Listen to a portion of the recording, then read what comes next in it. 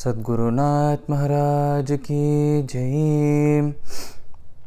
ஸ்ரீ அண்ணாவுடைய கோவிந்த சதகம் அப்படிங்கிற அந்த கிரந்தத்தில் 14வது கீர்த்தனம்.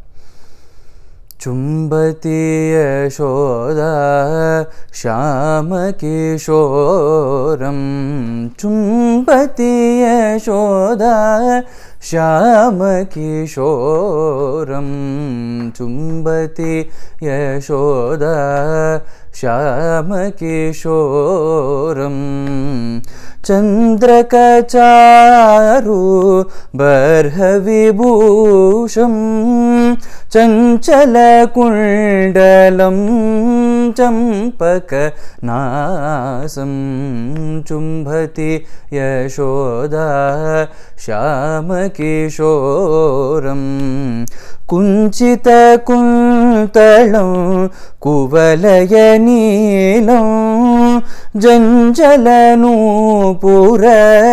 नाट्यविलोलं, चुंबती यशोदा श्यामकिशोरं, प्रथिताम्नाय कीर्तितलीलं प्रेमिकहृदयाकर्षणशीलं, चुंबती यशोदा श्यामकिशोरं, चुंबती यशोदा श्यामकिशोरं.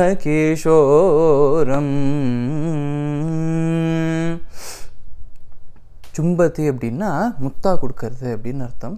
இந்த இந்த இந்த பாட்டில் ஸ்ரீ அண்ணா எதை எக்ஸ்பிளைன் பண்ணுறார், இந்த கீர்த்தனையில் என்ன சொல்கிறார் அப்படின்னா, குழந்தை கண்ணன் அவ்வளோ அழகாக இருக்காராம்.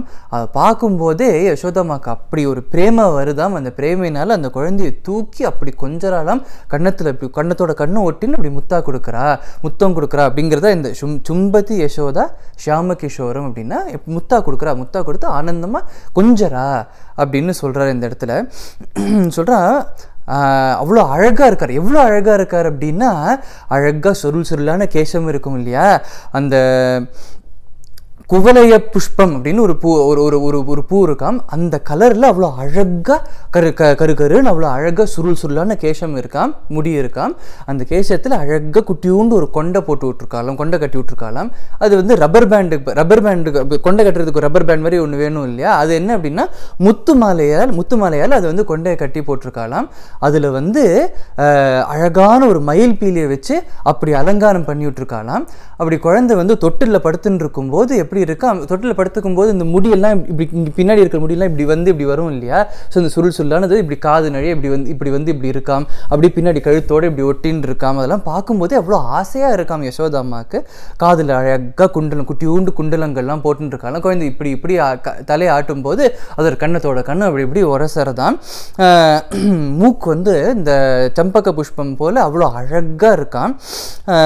ஸோ அந்த மாதிரி குழந்தையெல்லாம் என்ன பண்ணும், தொட்டிலில் போட்டுருக்கிற குழந்தையெல்லாம் கையை இப்படி ஆட்டின்னு இருக்கும், காலை இப்படி உதைக்கும் இல்லையா. ஸோ கையில் கங்கணம், காலில் கொலுசு இதெல்லாம் போட்டிருக்காலாம். ஸோ அதனால் அப்படி கை இப்படி ஆட்டும் போது இந்த கங்கணம் கல அப்படின்னு சத்தம் கேட்கறதாம். காலை அப்படி உதைக்கும் போது இந்த நூப்புறம் ஜல்லன்னு சத்தம் கேட்கறதாம்.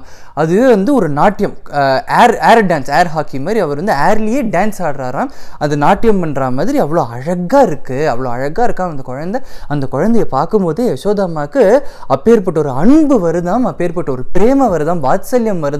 அந்த குழந்தைய அப்படி தூக்கி கண்ணத்தோட கண்ணை ஒட்டிண்டு கட்டிக்கிறாளாம், முத்தா கொடுக்குறா அப்படின்னு சொல்றா. கடைசி சரணத்தில் சொல்ற ஸ்ரீ அண்ணா, இந்த குழந்தை ஒரு குழந்தையா நம்ம பார்த்துடுறோமே தவிர அவருடைய நிஜஸ்வரூபம் என்ன அப்படின்னு நம்ம புரிஞ்சுக்கணும். அவருடைய நிஜஸ்வரூபம் என்ன அப்படின்னா, நம்ம எல்லாருக்கும் அப்பாற்பட்ட, வேதத்துக்கும் அப்பாற்பட்ட அந்த பரம்பொருள் தான் இப்போ ஏற்பட்ட குழந்தையா அவ யசோதம்மா கையில் அவ கொஞ்சும்படியா அத்தனை கோபிகைகளும் கோபர்களும் எல்லாரும் கொஞ்சும்படியான அந்த குழந்தையா அவதாரம் பண்ணியிருக்கு, குழந்தையான ஒரு ரூபம் தரிச்சுட்டு வந்திருக்கார். அப்படிங்கிறதுனால நம்ம என்ன புரிஞ்சுக்கணும் இதுலன்னா, பகவானுடைய சௌலபியத்தை நம்ம புரிஞ்சுக்கணும். ஏன்னா பகவான் பரம்பொருள் வைகுண்டத்தில் இருக்கார் அப்படிங்கிற மாதிரி நம்ம யோசிச்சிட்டோம் அப்படின்னா பக்கத்தில் போகிறதுக்கே நம்ம யோசிப்போம் இல்லையா? அவர்லாம் எப்படிப்பா நம்மளால பக்கத்துலேயே போக முடியாது அப்படிங்கிற ஒரு மென்டல் பிளாக் வந்துடும் இல்லையா? அந்த பிளாக்கை தடுத்து அந்த பிளாக்கை எடுக்கிறதுக்காக அவர் பகவான் சொல்கிறார், நான் எங்கேயோ இருக்கிற பரம்பொருள் அப்படிலாம் நீ நினச்சிக்காத, நான் நம்ம யசோதம்மா கையில் இருக்கிற அந்த குழந்தை கண்ணன் நான் அப்படிங்கும்போது அவரோட சௌலபியத்தை நமக்கு காமிக்கிறார்.